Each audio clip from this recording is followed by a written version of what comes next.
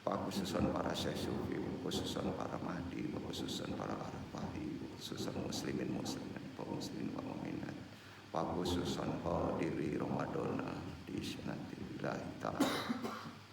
Al-Fatihah. A'udzu billahi minasyaitonir rajim. Bismillahirrahmanirrahim. Alhamdulillahirabbil alamin. Ar-Rahmanir Rahim. Maliki yaumiddin. Iyyaka na'budu wa iyyaka nasta'in. Ihdinas siratal mustaqim. Siratal ladzina an'amta 'alaihim ghairil maghdubi 'alaihim waladdallin.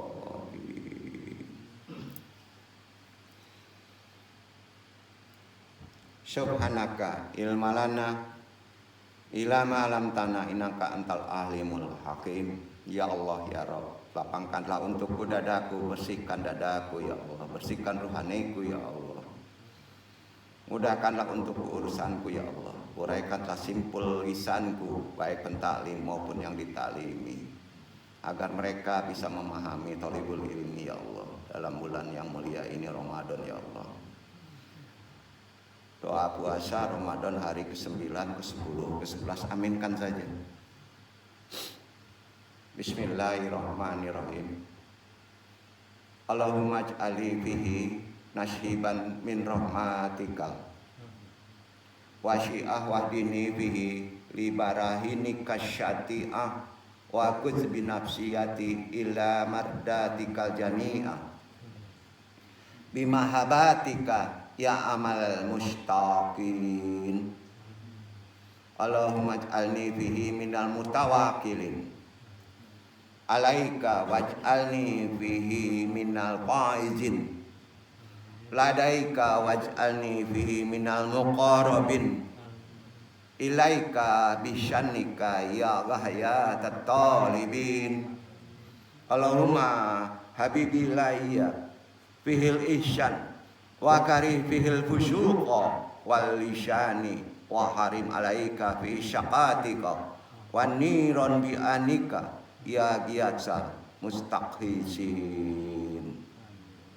Ya Allah,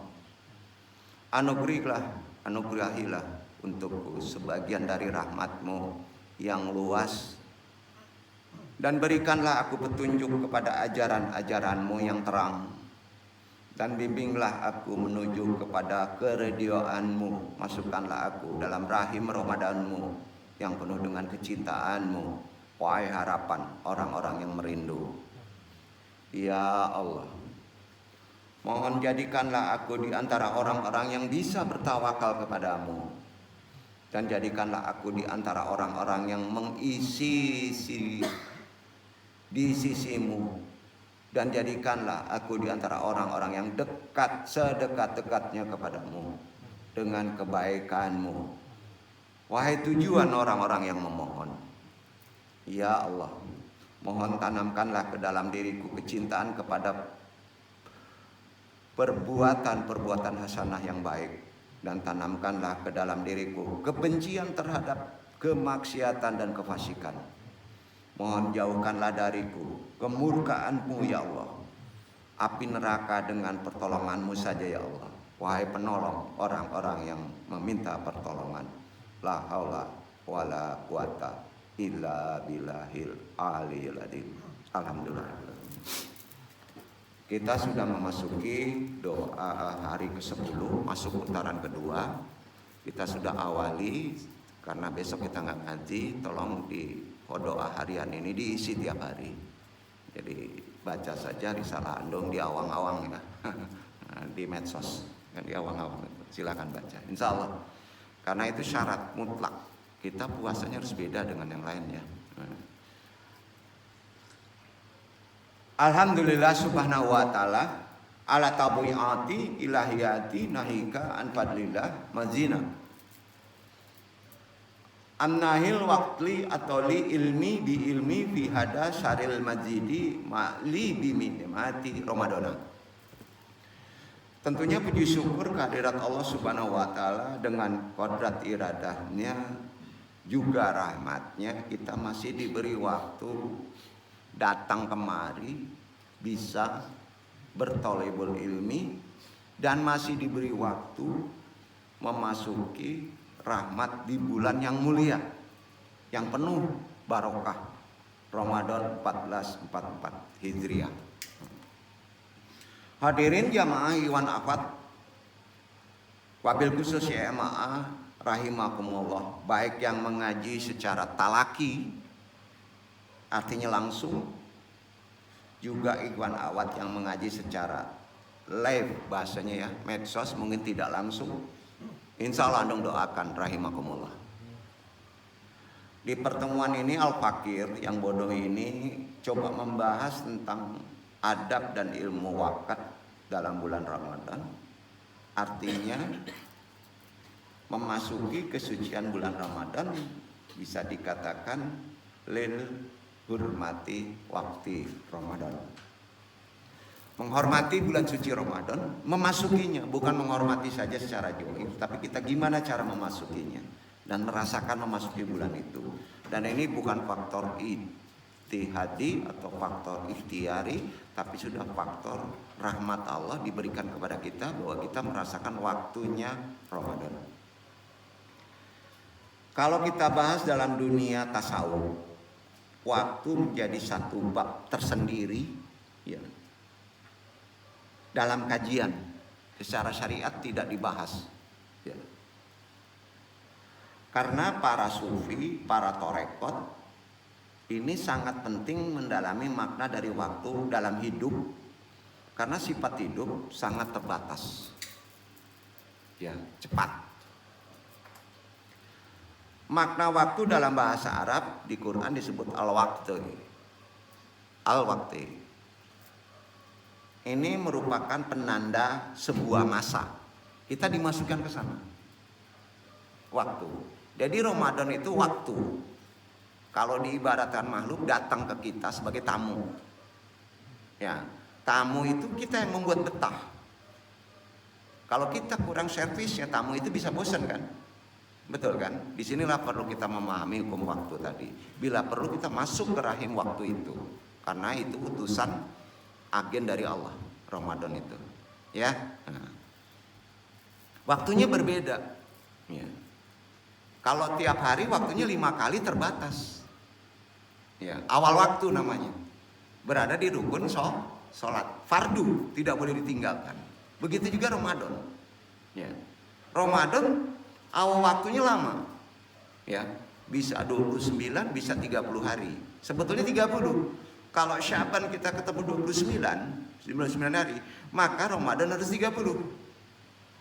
Kalau Syabannya kita 30 hari, maka Ramadan biasanya 29 hari. Jadi kita tidak khilafiyah. Itu hukum hilal. Ya, begitu aja ngitungnya ya. Nah, dasarnya apa anu mengaji waktu ini penting? Ada di Quran. An-Nisa ayat 103 dibaca dulu Ikhwan, kita dasari dulu. Karena semuanya harus ada nukil kepada wahyu. Anu tidak akan nukil kepada ahli yang lain. Wahyu dulu. Supaya kita paham.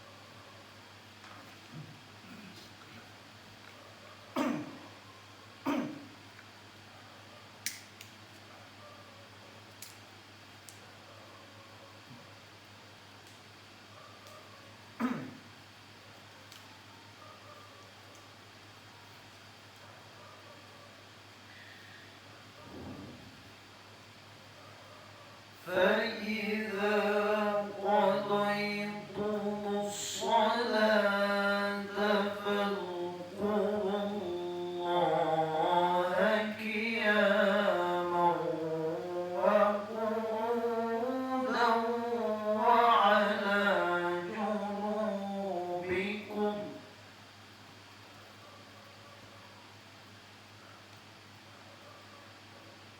فإذا اطمأننتم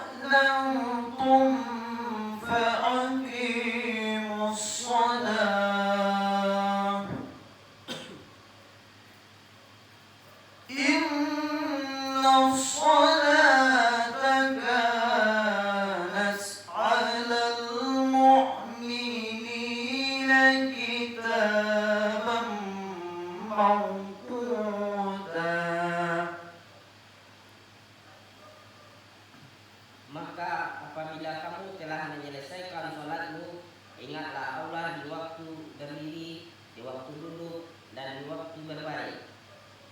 Kemudian apabila kamu telah merasa aman, maka dirikanlah sholat itu sebagaimana biasa. Sesungguhnya sholat itu adalah kewajiban yang ditentukan waktunya atas orang-orang yang beriman. Intinya gini, inna sholati kana alal mu'minina kitaban mawquta. Ya. Sesungguhnya sholat itu adalah kewajiban, wajib ya. Ada sholat nggak wajib nggak mungkin. Yang ditentukan waktunya, yang ditentukan itu poinnya, yang ditentukan apa kan? Waktunya. Berani kalau sudah ditentukan waktunya berani kalau jangan sekolah anak-anak TK ya. Sama kan? Sudah ditentukan waktunya, jangan berhenti. Karena waktu bergeser itu bukan waktu Allah. Betul? Kalau antum beriman, imani aja, ada hak Allah di waktu tiap hari. Bayangin di rumah dari ini kalau antum lalai, main game, main hantu lalu, antum bukan keras lagi, sangat merugi di 11 bulan ke depan. Mau tantang itu, silakan coba. Nggak sadar kita kadang-kadang dirugikan akibat kita waktu Allah itu dilalaikan. Setuju? Itu itikad. Lu sampaikan. Itu akidah. Kalau ingin selamat, tolong waktu Allah hargai. Dipanggil Allahu Akbar, nggak bisa kita ke masjid berhenti ngomong, berhenti kerja, apapun kegiatan, sudah ingat Allah aja, udah keren tuh. Kalau antum ingin selamat, karena waktu yang selanjutnya itu pendek. Waktu Allah yang pendek itu sebenarnya luas. Ya, ingat kita hanya memiliki andar wakat. Hari ini saja. Ikhwan Yudi, Ikhwan nama Yudi kan ada dua. Ikhwan muda, Ikhwan yang lain, Ikhwan. Hak waktu kamu kapan? Hari ini. Kemarin nggak bisa apa-apa lagi. Ke depan, wallahu a'lam. Betul kan? Nah, pas kita masuk hari ini, ada waktu Allah, antum jangan lalaikan itu. Antum sudah masuk rahim waktu Allah masuk rahim itu. Betul. Maka tinggalkan semuanya. Masuk pada Allah. Selamat di Allah. Makanya ada disebut kalau orang tarekat begini, sholatlah waktu di awal waktu. Paham? Udah deh, udah setting aja. Setting menit waktu kita pas waktu sholat, hati-hati antum tidak boleh ada kegiatan, jadilah patuh. Hanya ingat kepada Allah. Selamat antum. Itu spiritual. Dan itu benar. Bayangin dulu 30 hari. Kapan waktu Allah? Siang. Siang waktu Allah semuanya. Ibadah diisi. Malam ada hak waktu kita. Tapi diisi dengan kode-kode ini. Terawih, waktu istirahat. Itu terawih. Kan terawih itu waktu sesuai istirahat. Betul kan? Nah, namanya juga terawih. Ingat terawih jangan disamakan dengan kewajiban. Bukan nggak boleh terawih. Kalau anda benar memahami konsepnya dalam ajaran Islam, Nabi sendiri takut loh.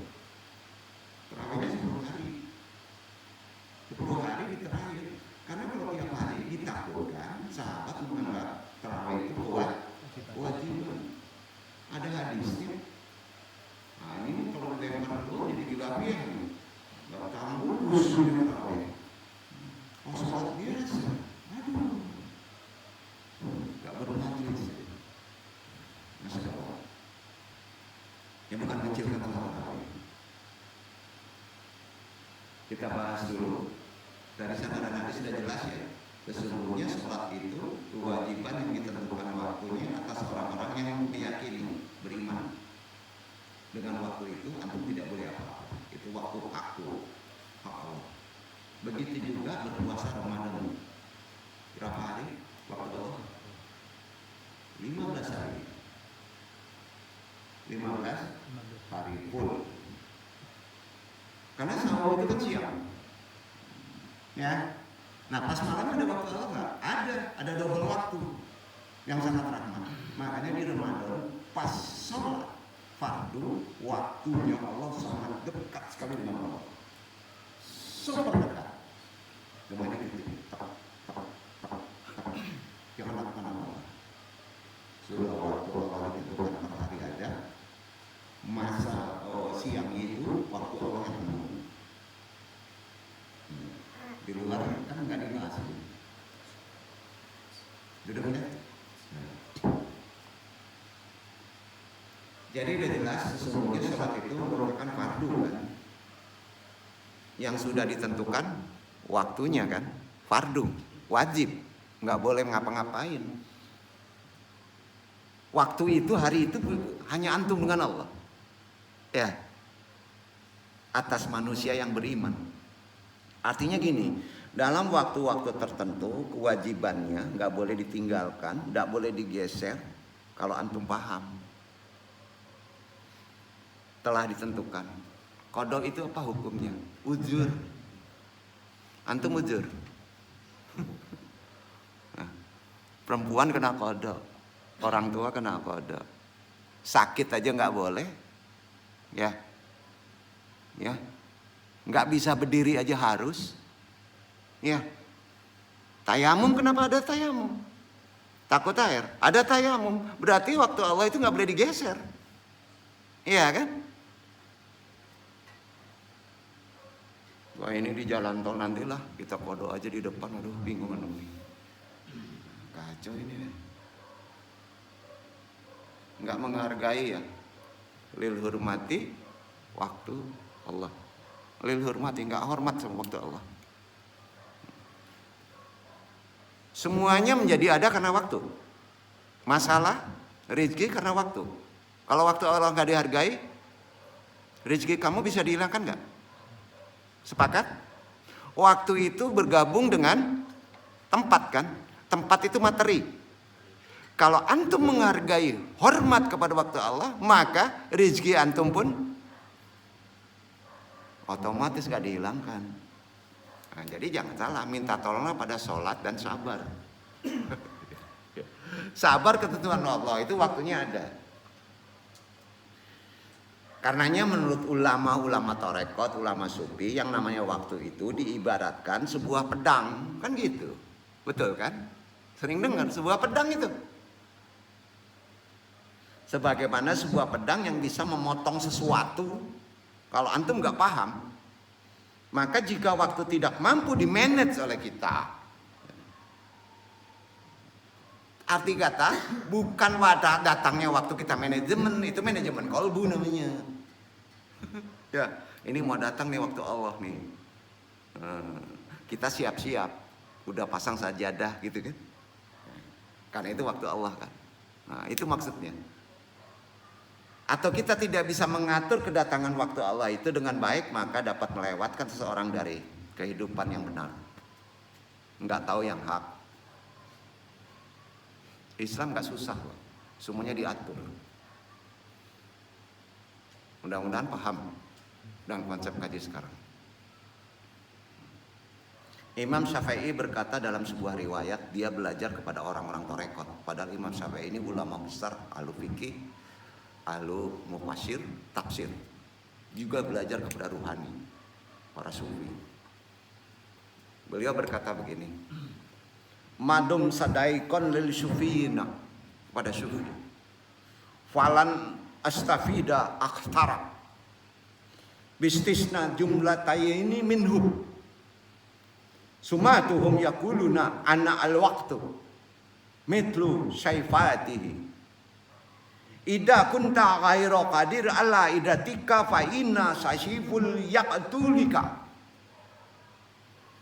fantasta qaulu bil haqqi wal fadilat wa ila ansa qaltum bil batil. Gitu kata Imam Syafi'i. Dan Udah deh artinya dong, dong artiin ya, dong artiin dulu ya. Ini artinya gini nih ya. Selama saya bersahabat dengan para sufi, makdum sadaikon lil sufiyina. Jadi Imam Syafi'i itu bersahabat kepada orang torekot. Saya tidak memperoleh manfaat yang lebih utama kecuali 2 kalimat dari mereka. Berarti mereka ngajarin Imam Syafi'i. Berarti Imam Syafi'i juga belajar sufi, belajar torekot, ya kan? Nah, ini sahih loh riwayat ini. Saya mendengar mereka mengucapkan bahwa waktu ibarat pedang. Lah ya. Ibarat pedang, apabila kamu tidak mampu memanajenya, pedang itu akan membunuhmu. Kalau antum gak ngerti ilmu waktu hak Allah, di sini jamnya, maka antum akan dipenggal oleh waktu itu. Maksudnya gitu. Ya. Pedang itu akan membunuhmu. Oleh sebab itu sibukkanlah dirimu dengan kebenaran, kebajikan. Jika tidak, kamu akan disibukkan dengan kebatilan. Jadi timbulnya kejoliman karena waktu Allah antum tidak hargai, antum bermain-main. Masya Allah, ini bener.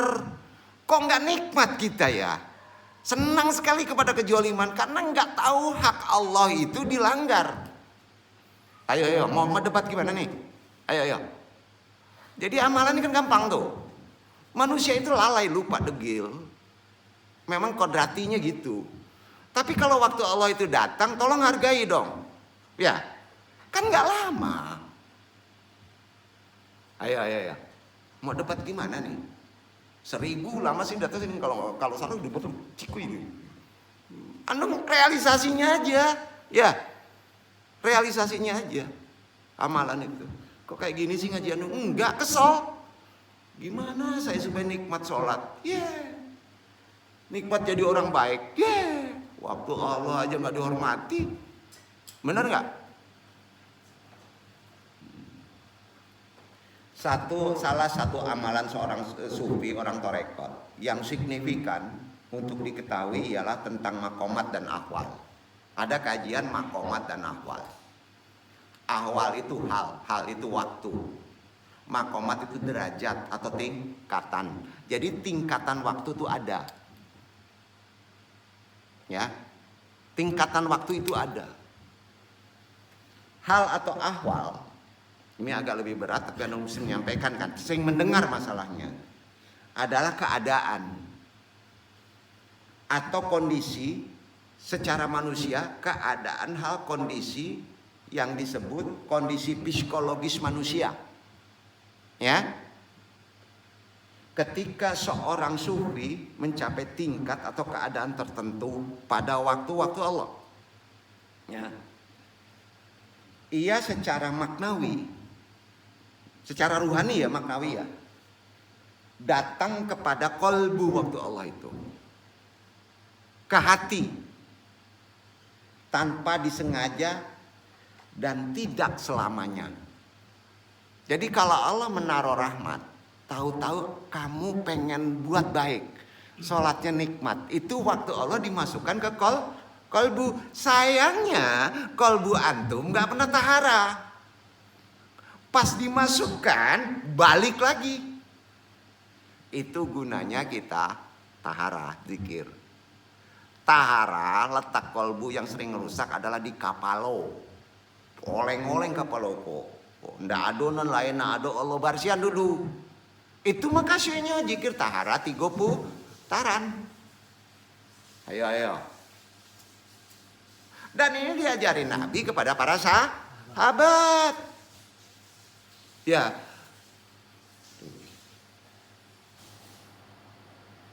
Jadi itulah maksudnya yang Andung sampaikan tadi, amalan-amalan tadi. Ya. Jadi kolbu tanpa disengaja kalau sudah bersih akan masuk, kita bisa nikmat kepada Allah. Kan amalannya gampang, bersihkan, nafi isbatkan, tahlilkan pikiranmu, baru kamu membersihkan kolbu. Sayangnya membersihkan kolbu itu harus ada mursyid. Kalau taharah dewe-dewe. Kalau antum nggak ada mursyid repot bersihin kalbu. Ya. Karena kalbu itu harus ada penuntun. Ya. Nah, sebelum melanjutkan paham ya maksudnya. Mudah-mudahan diperoleh tanpa daya upaya usaha.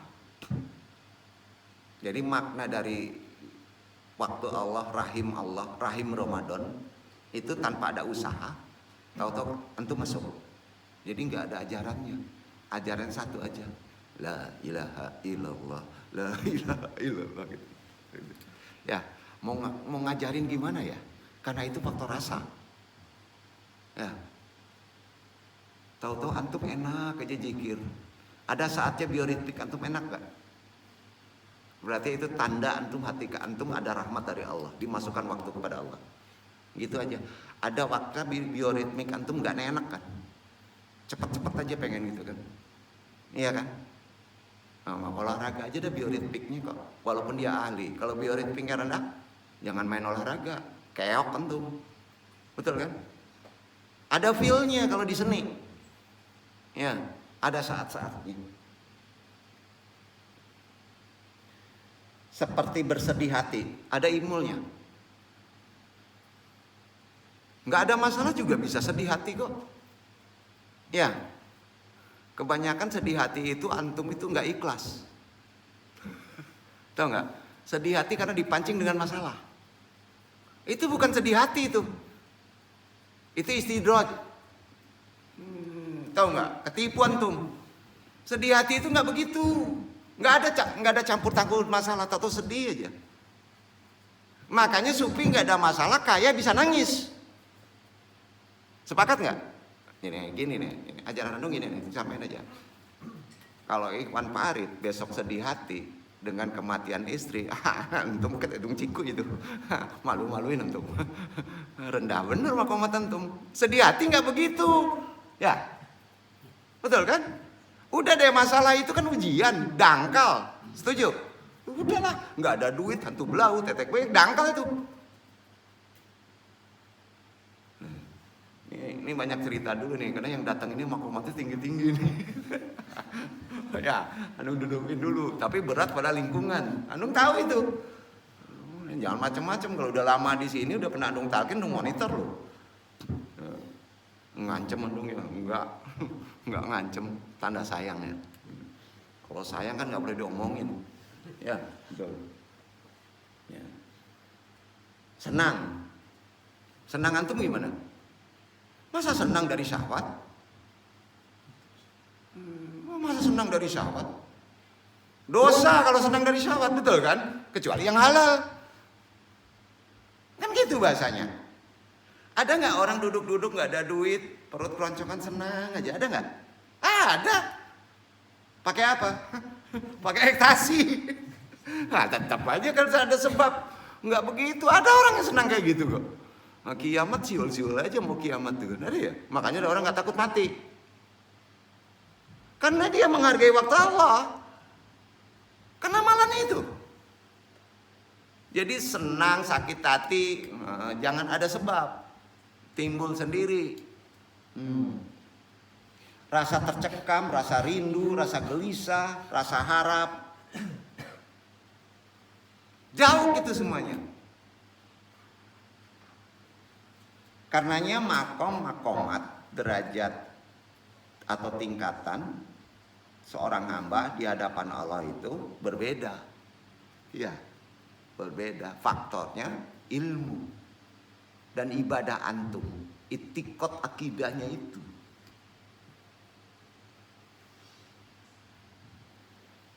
Banyak mujahadah, banyak riyadah, latihan. Itulah wilayah kajian rohani tasawuf. Karena itu orang tasawuf teorinya ya harus ada bertasawuf, torekot. Pertanyaannya, tasawuf yang mursyidnya Allah siapa? Amalannya apa? Ramadan. Jadi Ramadan itu orang torekot. Dipaksa semua orang bertorekot dengan menahan. Lah kita zikir jahar kan menahan. Menahan apa? Menahan apa coba? Nggak mikirin yang lain, yang mikirin Allah. Sama kita menahan nggak makan, nggak minum. Itu kan torekot. jalannya. Jadi kalau ditanya, Ramadan adalah torekotannya, gurunya, Allah mursyidnya. Itu yang disyariatkan. Jadi kalau ajaran Islam tidak ada torekot, cikuy. Setuju nggak nih? Kemarin udah dikaji tuh. Torekotannya orang Muslim secara umum adalah Ramadan. Ramadan.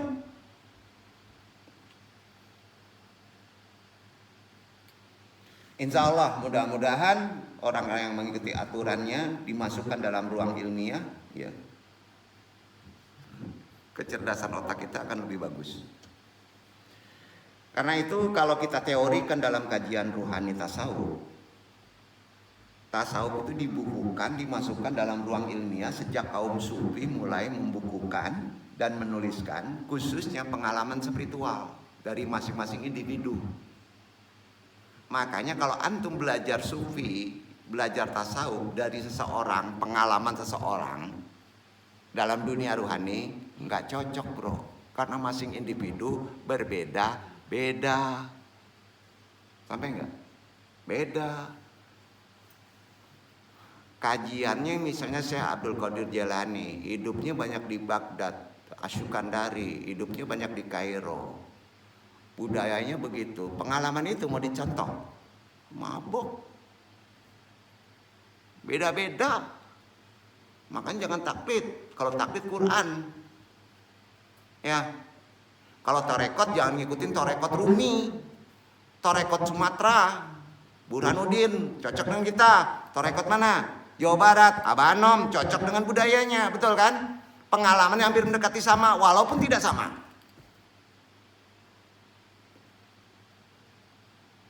Itu dibukukan oleh orang-orang sufi.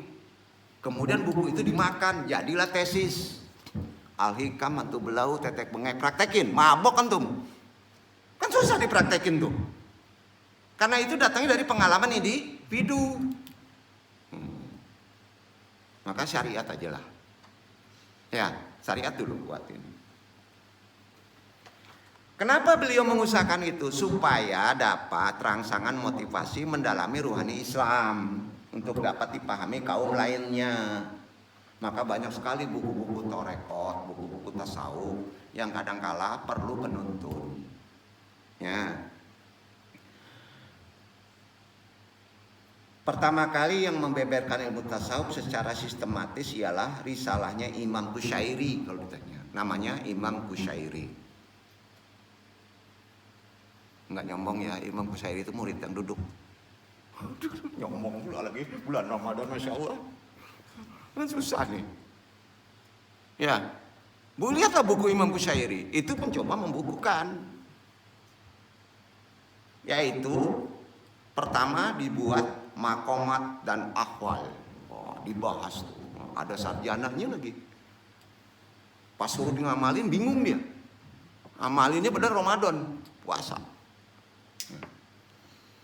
Artinya merupakan pendakian pengalaman seorang sufi. Strata rohani itu. Dalam hal ini memberikan kesan bahwa penyingkapan ilmu tasawuf, kasyafnya tasawuf adalah melalui pengalaman atau lelaku, praktek, lelakon yang dirasa secara pribadi bisa diartikan tidak akan lepas dari dimensi ruang dan waktu. Enggak. Tidak akan lepas dari dimensi ruang dan waktu. Ya. Kita sendiri saja tidak dapat menyangkal. Antum kan nggak bisa nyangkal nih keseharian kita dari ruang dan waktu. Betul kan? Bisa disangkal? Enggak kan? Kapan bisa disangkalnya? Kalau antum dimati kecilkan. Tidur. Waktu tidur nggak terasa ruang dan waktu. Kadang-kala tidur juga masuk ke ruang dan waktu kan? Ya. Kadang-kala waktunya aneh kan? Bisa mundur, bisa ke depan. Nah. Atau berada di luar lingkaran keduanya tadi. Itu waktu tidur. Ya, ruang dan waktu. Pertanyaannya, kita interaksi. Ruang dan waktu bisa dipisahkan? Tidak. Hati-hati. Kalau ada waktu ada ruang, kalau ada ruang ada waktu. Betul kan? Pusing ya ngaji ya? Mau dibukukan gimana? Ayo, ini wawasan dulu ya. Karena kita memasuki rahim Ramadan itu gimana sih? Jadi jangan dihitung-hitung Lailatul Qadar. Bisa di awal, bisa di depan, bisa di bukan Ramadan, padahal waktunya Ramadan. Sesungguhnya Ramadan bagi orang yang ngerti mau waktu adalah setahun. Tiap hari Ramadan. Hadis. Karena dimensi waktunya tidak bisa dihitung. Abstrak. Ya, abstrak. Nah, antum dimasukkan ke situ.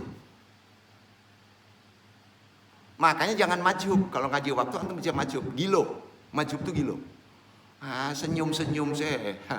Di banda, di ange, di gurun, ada masalah, ada piti, kompang camping, senyum-senyum itu wali majub namanya. Karena masuk dimensi waktu yang tidak ada batasan.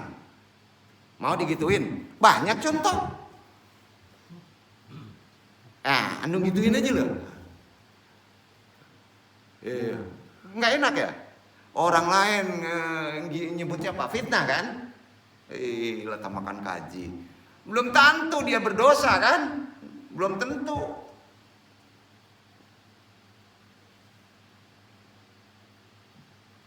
Karena itu teori konsep makomat ahwal sufistik ini tergiring dalam dunia filsafat. Nah, jadi orang filsafat khususnya anak-anak UIN digiringnya itu ke dunia pikiran. Paham ya? Nih Andung jelaskan. Pas antum masuk filsafat Islami itu konsep dasarnya adalah makomat dan ahwal, ruang dan waktu digiring supaya bisa dipikir. Ya, pertanyaannya terbatas nggak pikiran? Udah jangan ikut filsafat, mabok antum, Aristoteles nanti. Nggak sampai-sampai, nanti disangkanya antum jadi monyet. Dasarnya kan gitu, bingung kadang cari tempat, nyari bentuk, bukan begitu. Gini, ruang dan waktu sendiri merupakan salah satu cabang ilmu filsafat. Nggak percaya deh, belajar ilmu filsafat. Itu cabang. Ruang dan waktu kan?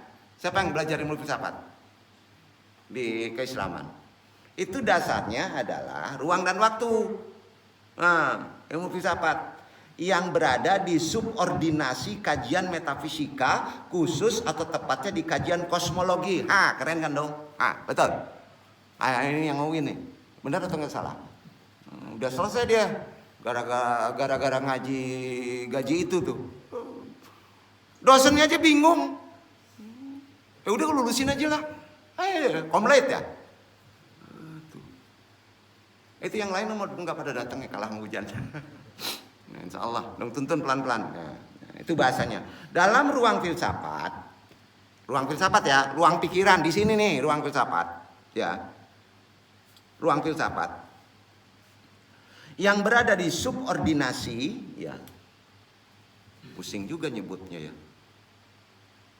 beradanya di terorganisir gitu ya. Yang namanya metafisika dipilih menjadi dua macam di filsafat. Metafisika.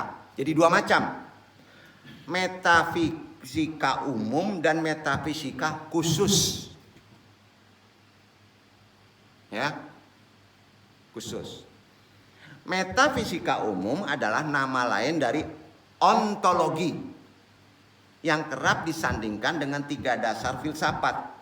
Tiga dasar filsafatnya ontologis, epistemologi, aksiologi. Ayo, betul nggak? Nah itu yang duduk komloid tuh.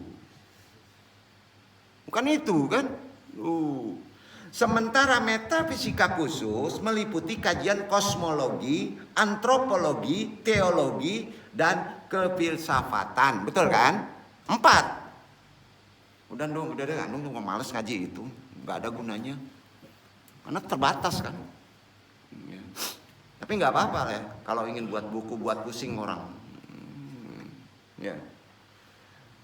Pemahaman ini disampaikan oleh orang sufi khusus ilmu filsafat ya, guna untuk menggabungkan visi, rasio, dan visi mistik. Digabungkan ya, melalui pembacaan makomat ahwal sufistik dalam teropong ruang dan waktu. Diputar lagi ke sana kan. Mungkin masalah yang dapat ditelisik dalam risalah yang Antum sampaikan sekarang ini ialah bagaimana rumusannya. Apakah hakikat makomat ahwal sufistik? Pertanyaan. Hakikatnya apa? Ya. Apakah hakikat ruang dan waktu? Pertanyaan. Hakikatnya apa? Dan bagaimana ruang dan waktu dalam dimensi makomat ahwal sufistik awalnya gimana? Udah 4 sub saja itu kan antum bingung itu. Pasti. Itu bukti terbatasnya pikiran. Jadi kalau ingin cerdas, la ilaha illallah, oleng-olengin aja dulu. Ya. Sejak dulu para tokoh filsafat kuno maupun filsafat yang modern sekarang telah memperdebatkan perihal hakikat ruang dan waktu sampai sekarang. Berdebat terus. Betul kan? Berdebat. Karena nggak terbatas. Makanya orang-orang yang hujam ke akal asli ruhani, dia tidak akan berdebat, senyum-senyum. Abah Anom, nah dia akan berdebat. Karena udah ngerti. Karena di sini terbatas. Ujungnya kalau di sini masuk korin. Ego. Siapa yang paling benar? Betul kan? Ngapain? Capek ya? Banyak di dunia awang-awang dajjal net. Banyak itu yang kayak gitu. Kemana nih? Kira-kira gitu deh. Berdebat terus hakikat ruang dan waktu. Bahkan tesis para filsuf tentang ruang dan waktu kerap dijumpakan dengan teori ruang dan waktu yang dianut oleh para fisikawan. Tergeser ke fisikawan, fisika beda. Ada ilmu fisika lagi, masuk ke fisikawan. Mulai dari antara ruang dan waktu yang bersifat berkelindan. Ada sirkulasi atau terpisahkan satu dari yang lain hingga pada penentuan antara ruang dan waktu sebagai linier dan sirkuler. Karenanya pemahaman makomat dan ahwal yang sifatnya torekot sufistik, ruang dan waktu dalam dunia sufistik ialah berkelindan dan tidak terpisahkan, atau kita dapat menyebutnya dengan ruang waktu saja, tidak ada dan. Ruang waktu, ruang dan waktu, salah itu. Yang benar ruang waktu, satu kata kelindan. Tidak bisa dipisahkan. Artinya ruang dan waktu itu tidak ada karena terpisah. Dalam makomat ahwal ialah tidak seperti yang dapat diruang-ruangkan. Dasar awalnya kan nggak bisa diruang-ruangkan itu. Contohnya berapa kilometer, berapa meter, berapa sentimeter, nggak bisa digitukan. Makomat ahwal jadi dimensi 10 hari itu taklid kepada Nabi, cari akan dapat Lailatul Qadar. Bagi sufi nggak bisa begitu, karena nggak bisa ditentukan 10 hari. Kenapa dimaktubkan dalam hadis begitu? Nabi tahu, ya, para jahiliyah sahabat masih on letaknya, nggak enak kan? Kalau antum disebut on harus dikasih waktu. Sampainya ke sana kalau antum ada 1 juta, maka antum berhasil. Nggak bisa begitu ngomongnya. Duduk nggak?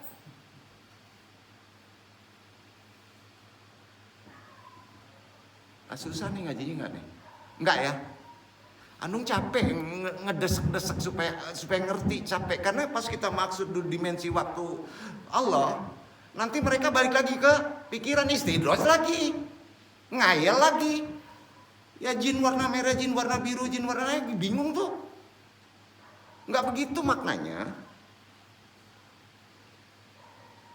Nggak bisa diruang-ruangkan, di kilometer-kilometerkan, misalnya gitu. Atau diwaktu-waktukan. Tahu diwaktu-waktukan? Tahun, hari, jam, nggak bisa. Orangnya sudah sampai makomat wakat, ahwal saja, tidak bisa tahun sekian, jam sekian, sekian kilometer, nggak bisa. Itu kan nggak bisa dijelaskan. Kalau secara epistemologi itu kan harus dijelaskan. Hukumnya apa? Asbab kan? Mau ngomong gimana? Ah, itu lu baiknya diem aja lah, gitu kan? Betul kan? Ngejelasin gimana? Nah, itu terutama ibu-ibu nih, ibu-ibu berapa hari nggak mau baca kawah. Ya, pola pikir kita udah rohani kan beda. Nggak bisa diruang-ruangkan, nggak bisa diwaktu-waktukan. Itu kata siapa? Itu kata Nabi loh. Kan tanya, Isra Mi'raj bisa diruang-ruangkan nggak? Bisa diwaktu-waktukan nggak? Surga neraka bisa diruang-ruangkan nggak? Bisa diwaktu-waktukan nggak? Enggak kan?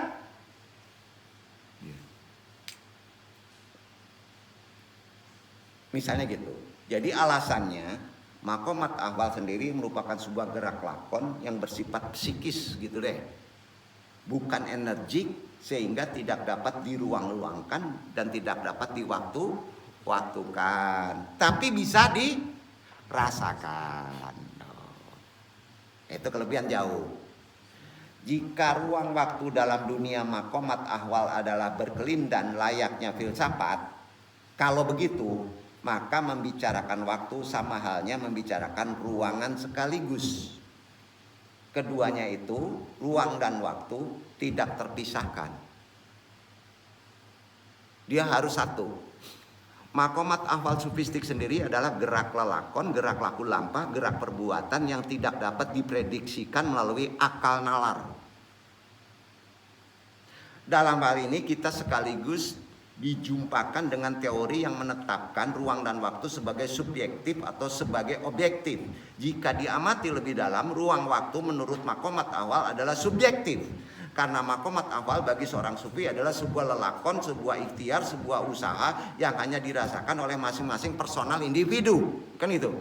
Sehingga hal ini menyimpulkan ruang dan waktu bagi kaum sufi, bagi orang yang bertarekat ditempatkan sebagai subjek atau dalam diri manusia itu sendiri, tidak bisa dilemparkan ke luar. Duduk ya. Mau diomongin pengalaman seksual antum ke antum, gunanya nggak ada, antum nggak bisa melaksanakan haknya sendiri. Duduk. Oh mau bisa bedah, diajarin gimana ngajarinnya. Ruang waktunya beda, setuju? Jangan tuntut itu. Tuntut hak antum, ruang waktu antum masukin ke ruang Allah, betul kan? Maka akan ketemu. Setuju? Ini udah kaji kewalian nih. Tapi kan nggak apa-apa ya, supaya jelas ya. Singkatnya gini deh, ruang waktu semacam ini ialah seperti jam, menit, kalender dan semacamnya itu yang ada di antum. Ya. Duduk aja masih terikat dengan ruang dan waktu. Aduh, lama banget jam barang. Nggak nikmat. Sholat juga nggak boleh gitu. Dimensi waktunya harus hilang itu. Maka antum indah. Bukan lagi nyaman, indah. Ya. Ruang waktu dalam dunia maqamat ahwal sufistik adalah relatif, jelas, bukan absolut. Karena pelaku sufi yang individualis ini adalah bersifat relatif, nisbi, mengikuti relatif sang pelakon praktisinya, yaitu seorang sufi, dan tidak kaku sebagaimana ruang dan waktu dalam arti absolut atau substansi mutlak. Nggak perlu dipikirin, ini susah nih.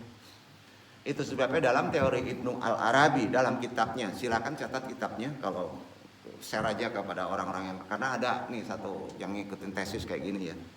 Kitabnya Futuhatnya juznya 4 ya. Konsepnya ilmu Arabi dalam konsep wakat. Mabuk-mabuk harus mengikuti kerelatifan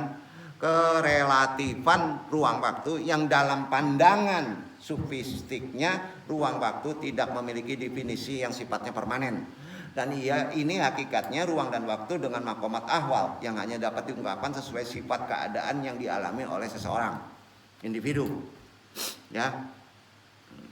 Jadi relatif ruang waktu makomat dan awal telah menunjukkan ketidakrealannya, sehingga pula memberikan simpulan ruang waktu bagi sufi, bagi orang yang bertarekat tidak eksis dan tidak wujud dengan sendirinya kalau menggunakan dari akal atas. Berarti ada akal bawah. Ya. Bahkan ruang dan waktu seorang sufi sama hakikinya dihakikikan dengan sebuah keadaan, hal. Namanya kondisinya hal. Hal ini dikutip dari salah satu pengakuan kaum sufi yang mengikuti ruang dan waktu dan sudah memasuki rahim waktu Allah. Apa kata beliau? Jika kamu dalam keadaan sedih, maka waktumu adalah waktu sedih.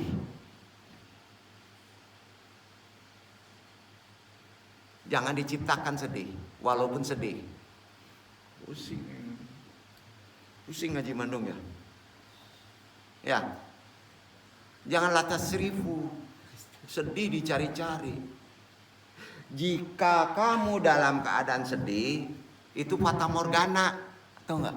Fata morgana. Kalau kamu mengikuti prasangkaan sedih, kata Allah dimakbulkan, itu waktumu sedih. Kan gampang tuh, keterima kan? Nah sekarang tanya, keadaan pelaku sendiri adalah sebuah konstruksi lahir dari pergerakan subjektivitas seseorang. Masih pusing? Ia tidak memiliki keeksisan untuk sendirinya. Maka ruang waktu dalam dimensi makomat sufistik lebih tepatnya diposisikan sebagai suatu yang sirkuler, berputar. Dalam arti tidak terbatas dan tidak bisa diukur oleh masa, baik itu masa sekarang atau masa depan. Jadi antum bisa memasuki hakikat masa kalau sudah ada masa belakang, masa hari ini, masa ke depan tidak ada lagi, maka antum sudah di akhirat. Aduh. Pusing ya? Pusing gak nih? Kok ngajinya waktu ya? Iya, ini kan kita masuk dimensi pertengahan nih. Meski ruang waktu tersebut digambarkannya tidak real, kan seperti tidak real. Jangan terbalik ya. Antum kalau masih berpikir real, ya, antum belum wujud. Belum wujud. Kalau antum sudah merasa yang ada hitungannya itu hakiki, salah, maka antum wujud. Makanya kan belajar mengandung pusing, iya kan?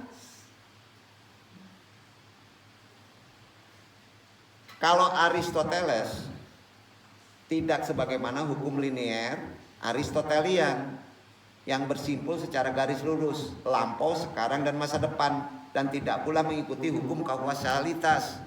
Nah ini lebih pusing lagi. Terutama sistem perhitungan ruang dan waktu dalam makomat ahwal tidak begitu. Ini tidak dapat dipastikan melalui sistem perhitungan seperti biasanya. Begitu pula jiwa atau kolbu. Menurut kaum sufi, jiwa, kolbu beda. Beda. Yang merupakan penentu pergerakan laku seseorang, organ manusia yang bukan bersifat duniawi jasad, atau tepatnya tidak seperti organ-organ manusia yang lainnya seperti jantung, otak, dan semacamnya, tidak.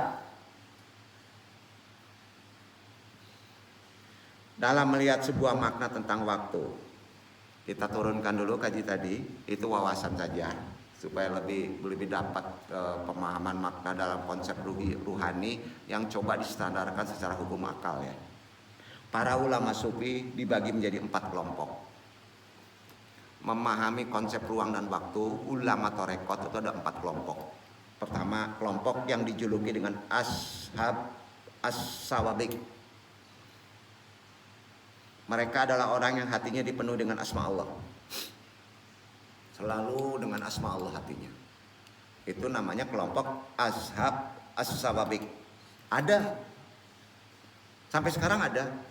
Mereka berkeyakinan bahwa dalam segala sesuatu yang telah ditetapkan di zaman ajali tidak bisa berubah.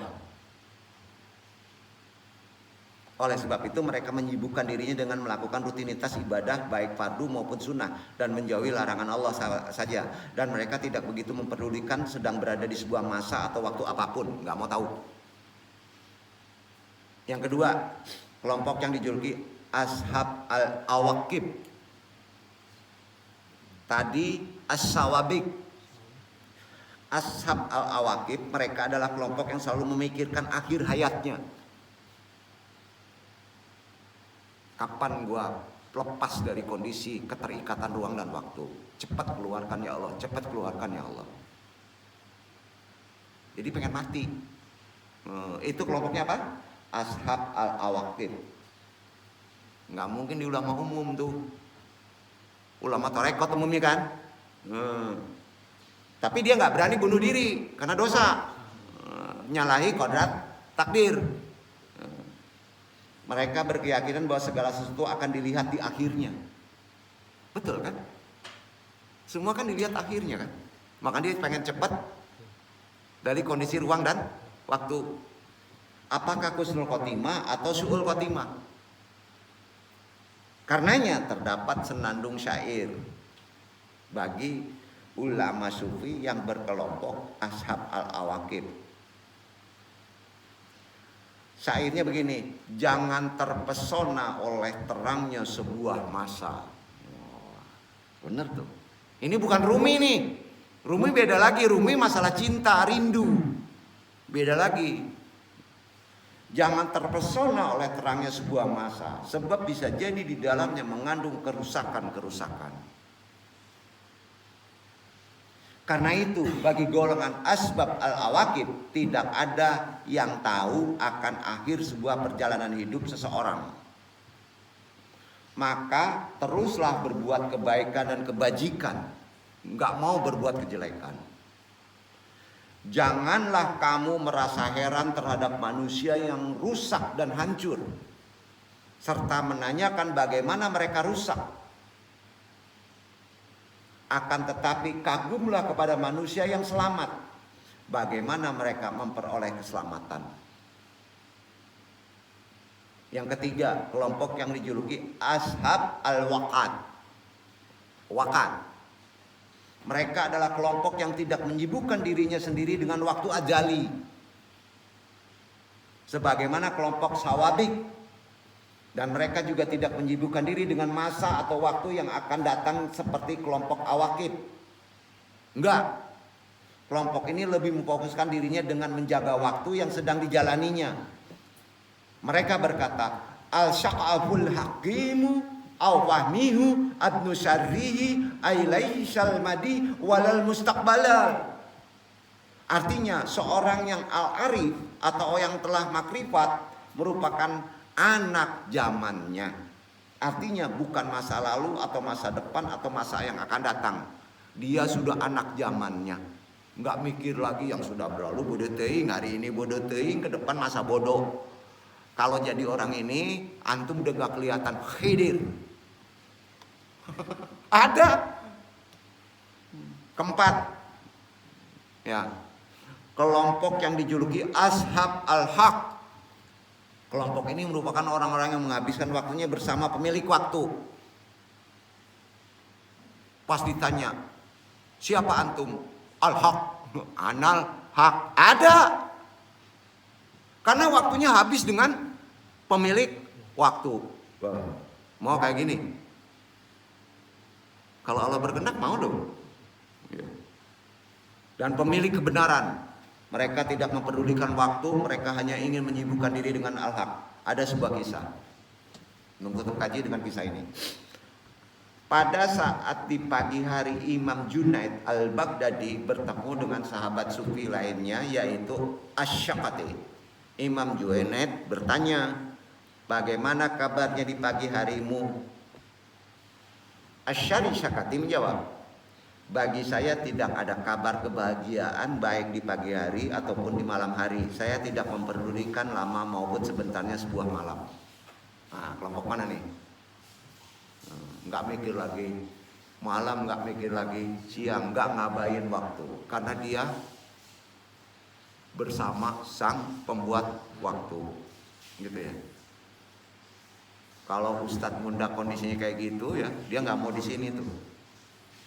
Pokoknya dia diem aja dengan sang waktu. Ya, dengan pemilik sang waktu. Mudah-mudahan kayak gitu. Kapan? Di Barja. Di Barja kayak gitu kondisinya. Maka engkau tidak akan merasakan adanya siang ataupun malam. Kelompok keempat ini menunjukkan bahwa mereka tidak mempedulikan terhadap waktu karena mereka bersama sang pemilik waktu. Kira-kira contoh ini ada Barja. Barja ada waktu siang, ada waktu malam? Nggak ada. Karena dia udah dekat dengan sang waktu. Pemilik waktu ya. Itulah beberapa penjelasan terkait makna dari waktu. Bisa kita garis bawahi bahwa waktu memang sebuah hal kecil untuk antum, tapi di antum enggak. Ya. Namun bisa menimbulkan dampak yang besar bagi kehidupan kita. Setuju? Sangat besar. Maka jangan lalaikan waktu Allah. Oleh karenanya coba manfaatkan waktu kita dengan sebaik-baiknya, dengan cara melakukan hal yang positif bermanfaat bagi kita, apalagi kita dimasukkan di rahim waktunya. Seperti sekarang ini.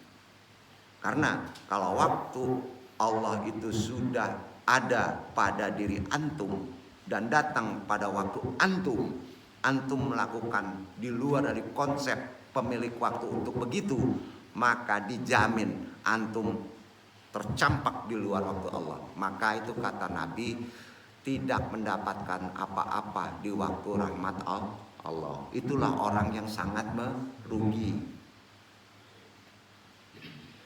Memang ada beberapa orang masih beranggapan bahwa sholat li hurmatil wakti ialah sholat yang bisa dilakukan seenaknya saja.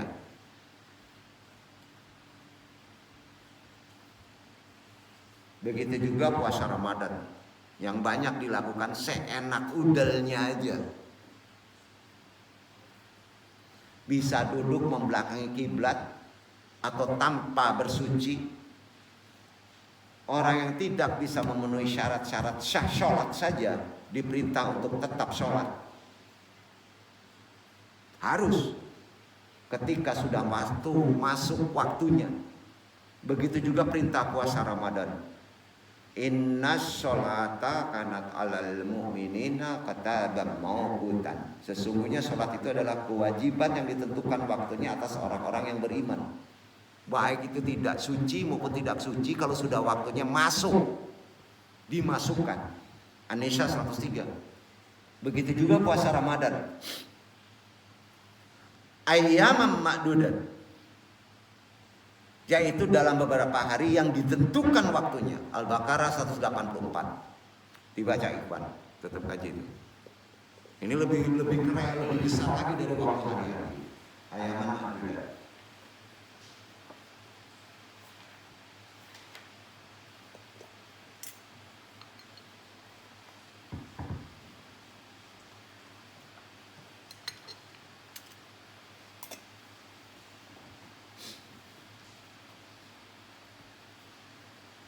أياما معدودة فمن كان منكم مريضا أو على سفر فعدة من أيام أخر وعلى الذين يطيقونه